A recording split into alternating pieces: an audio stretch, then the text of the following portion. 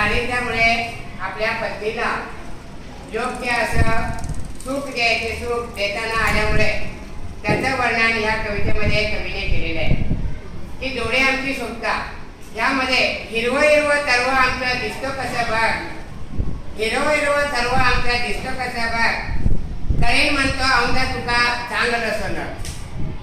म्हणजे ही जी भाषा आहे ग्रामीण भाषा आहे. ग्रामीण भाषेतून महेश केळुसकर या कवीने मात्र ग्रामीण भागामध्ये जे काही दुःख आहे जो गरीब शेतकरी आहे त्या गरीब शेतकऱ्याला आपल्या पत्नीला जे काही समाधान आहे ते समाधान देता न आल्यामुळे त्याचं वर्णन ह्या कवितेमध्ये कवीने केलेले आहे. त्याच्या काव्यपंक्ती असे आहेत हिरवं हिरवं तरवं आमचं दिसतो कसं बघ की या वर्षी निसर्ग राजाने चांगल्या प्रकारे कृपा केल्यामुळे या शेतीमध्ये भरभरून असं पीक आलेलं आहे.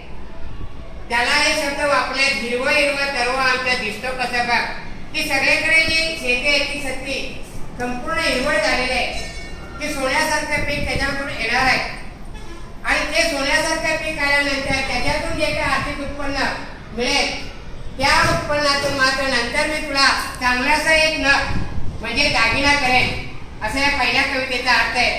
करेन म्हणतो औंधा तुका चांगलं सोनं नग म्हणजे एक प्रकारे नवीन दागिना तुला मी करेन असं तो दारिद्र्यामध्ये खिप्पत पडलेला शेतकरी आपल्या पत्नीला मात्र तो आश्वासन देतो.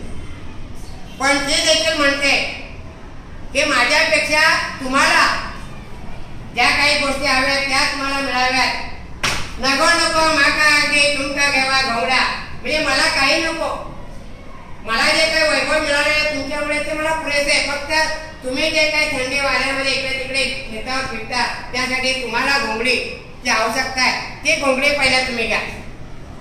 उन्हात फिरत असता खैवा खोवा बांगडा म्हणजे अशा तऱ्हेने जे पत्नी आपल्या पतीला मात्र ज्या काही त्याच्या गरजा आहेत त्या गरजा पुरवणार बघा दोघे एकमेकांचे सुख दुःख वाटून घेणारे असे हे गरीब पती पत्नी आपल्याला या कवितेतून दिसून येते.